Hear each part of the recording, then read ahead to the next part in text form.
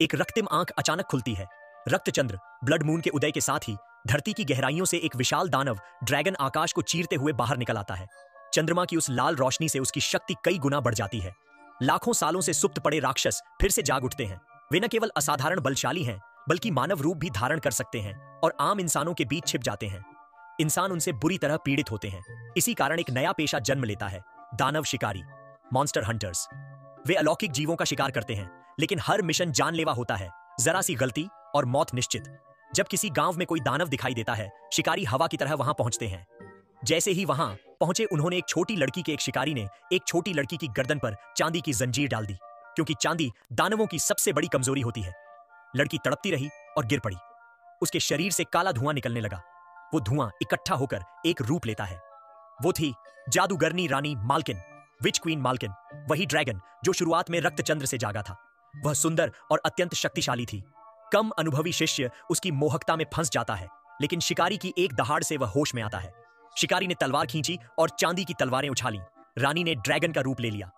हवा में चांदी का पाउडर भर गया, जिससे उसकी शक्ति घटने लगी। शिष्य ने चांदी का जाल फेंका और उसे कैद कर लिया। लेकिन मालकिन की शक्ति बहुत बड़ी थी।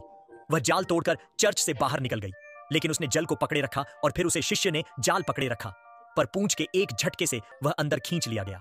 गुरु ने जादुई छड़ी निकाली, पर मालकिन ने उसके सामने ही उसके शिष्य की जीवन शक्ति चूस ली। क्रोधित शिकारी ने लोहे के पिंजरे में आग लगा दी और मालकिन की चीखों से आसमान कांप उठा। सोचा था कि सब खत्म हो गया, पर तभी विस्फोट हुआ और जलता हुआ ड्रैगन फिर से बाहर निकल गया। शिकारी की आंखों में सिर्फ बदला था। 50 साल बीत गए। रक्तचंद्र फिर उगा और मालकिन आजाद हो गई। उसकी शक्ति पहले से कई गुना बढ़ चुकी थी। अब उसे रोकने के लिए शिकारी को एक नए शिष्य की जरूरत थी। उधर एक दूर पहाड़ी गांव में एक युवक था, टॉम, जो अपने पिता का 7वां बेटा था, और 7वें बेटे का 7वां बेटा जादू से जुड़ा होता है। वह भविष्य देख सकता था। एक दिन बूढ़ा शिकारी उसी के घर आया। मां ने उसे देखा तो अपने गले का जादुई पत्थर छिपा लिया। शिकारी ने टॉम को चुना और वह अपनी मां का दिया हुआ वही पत्थर पहनकर अपने भाग्य की यात्रा पर निकल पड़ा।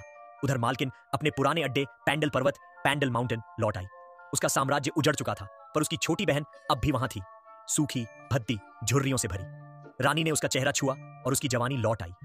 पाई फंडो, महल फिर से स्वर्णिम प्रकाश से जगमगा उठा। रानी ने अपने बिखरे हुए सैनिकों को पुकारा, भाइयों और बहनों, तुम्हारी रानी लौट आई है।